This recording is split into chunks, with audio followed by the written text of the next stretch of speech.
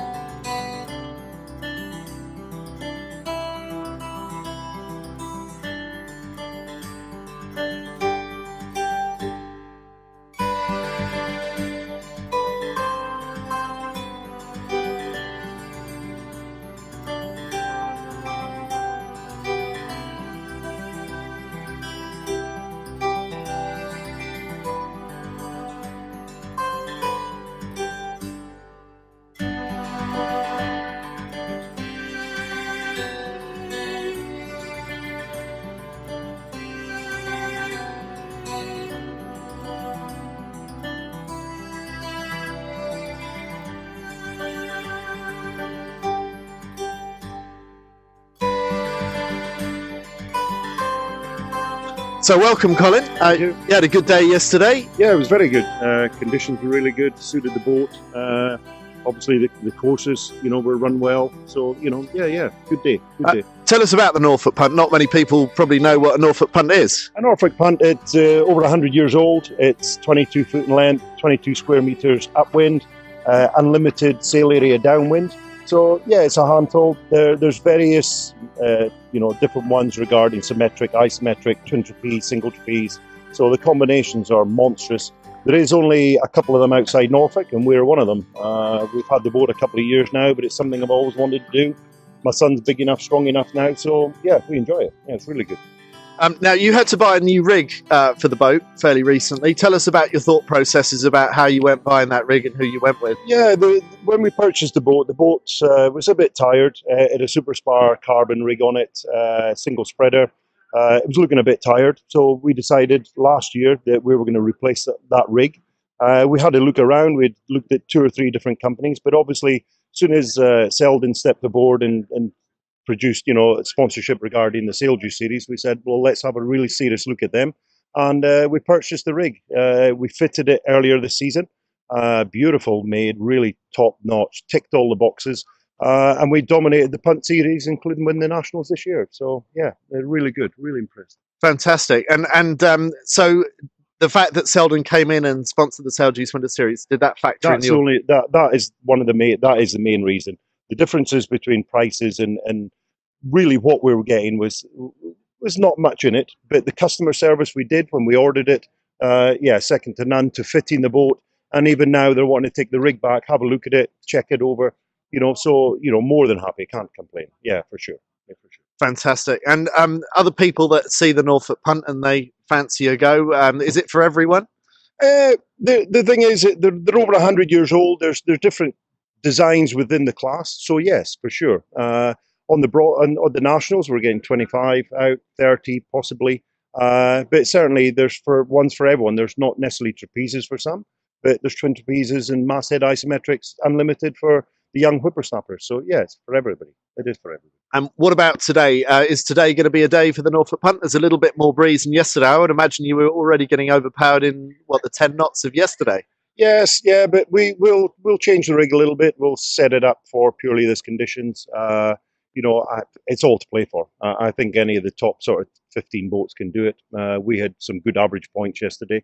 I think we're only once outside the top 10. So, I think it's all to play for today. Whoever gets going gets it, I think. Yeah, for sure.